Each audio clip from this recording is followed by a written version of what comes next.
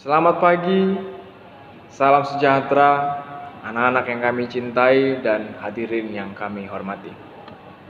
Puji dan syukur atas berkat Tuhan Yang Maha Esa, kita dapat berkumpul di tempat ini untuk memperingati Hari Sumpah Pemuda. Tema kita hari ini adalah Pemuda Indonesia yang Berani Bersatu. 93 tahun yang lalu, tepatnya pada tanggal 28 Oktober 1928, sebanyak 71 pemuda dari seluruh penjuru tanah air berkumpul di sebuah gedung di Jalan Keramat Raya, daerah Kuitang, Jakarta. Mereka mengikrarkan diri sebagai satu nusa, satu bangsa, dan satu bahasa, yaitu Indonesia. Sungguh sebuah ikrar yang sangat monumental. Bagi perjalanan sejarah Indonesia, ikrar ini nantinya 17 tahun kemudian melahirkan proklamasi kemerdekaan Republik Indonesia, tepatnya pada tanggal 17 Agustus 1945.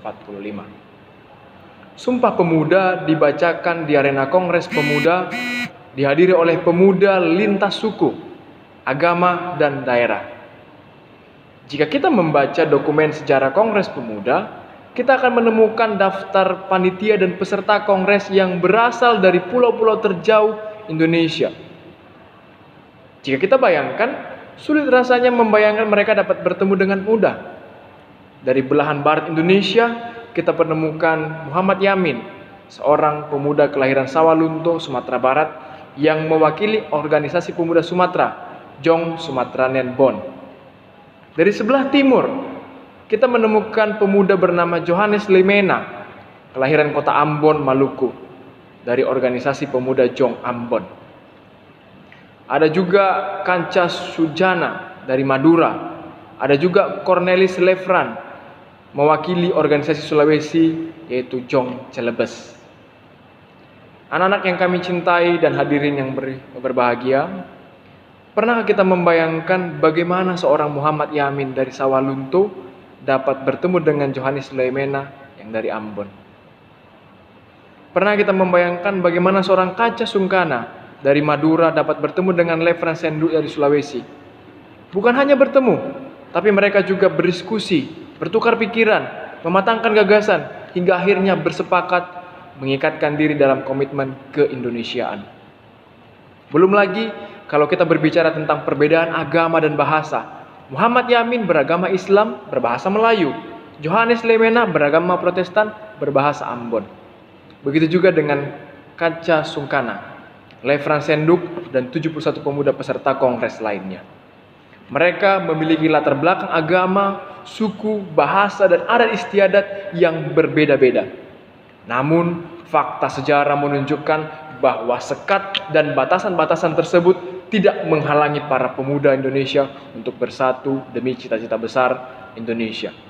Inilah yang disebut dengan berani bersatu. Anak-anak kami dan hadirin yang berbahagia, kita tentu patut bersyukur atas sumbangsi para pemuda Indonesia yang sudah melahirkan Sumpah Pemuda. Sudah seharusnya kita meneladani langkah-langkah dan keberanian mereka hingga mampu menorehkan sejarah emas untuk bangsanya. Coba Anda bandingkan dengan era sekarang. Hari ini sarana transportasi umum sangat mudah. Untuk menjangkau ujung timur Indonesia sangatlah mudah dan butuh waktu yang cepat. Hanya beberapa jam saja. Untuk dapat berkomunikasi dengan pemuda di pelosok-pelosok negeri, cukup dengan menggunakan alat komunikasi. Tidak perlu menunggu datangnya tukang pos hingga berbulan-bulan. Kemudian lamanya interaksi bisa kita lakukan selama 24 jam. Kapanpun dan dimanapun. Namun, anehnya justru dengan berbagai macam kemudahan yang kita miliki hari ini, kita justru lebih sering berselisih paham. Mudah sekali memvonis orang, mudah sekali terpecah belah, saling mengutuk satu dengan yang lain, dan menebar fitnah bahkan kebencian. Seolah-olah kita ini dipisahkan oleh jarak yang tak terjangkau, atau berada di ruang isolasi yang tak terjamah, atau terhalang oleh tembok raksasa yang tinggi dan tebal sehingga tidak dapat ditembus oleh siapapun. Padahal dengan kemudahan teknologi dan sarana transportasi yang kita miliki hari ini, seharusnya lebih mudah buat kita untuk berkumpul, bersilaturahmi, dan berinteraksi sosial. Sebetulnya tidak ada ruang untuk salah paham, apalagi untuk membenci. Karena semua hal dapat kita konfirmasi dan kita klarifikasi hanya dalam hitungan detik. Anak-anak yang kami kasihi dan juga hadirin yang kami banggakan, mari kita cukupkan persatuan dan kesatuan Indonesia. Stop segala bentuk perdebatan yang mengarah pada perpecahan. Seharusnya kita malu dengan pemuda pada tahun 1928 dan juga kepada Bung Karno. Karena kita masih berkutat pada soal-soal ini saja. Sudah saatnya kita melangkah pada tujuan yang lain yang lebih besar, yaitu mewujudkan kesejahteraan dan keadilan sosial bagi seluruh rakyat Indonesia. Saatnya kita berani bersatu untuk kemajuan bangsa dan kejayaan Indonesia. Demikian pidato saya pada pagi hari ini. Terima kasih. Salam sejahtera untuk kita semua. Salam pemuda.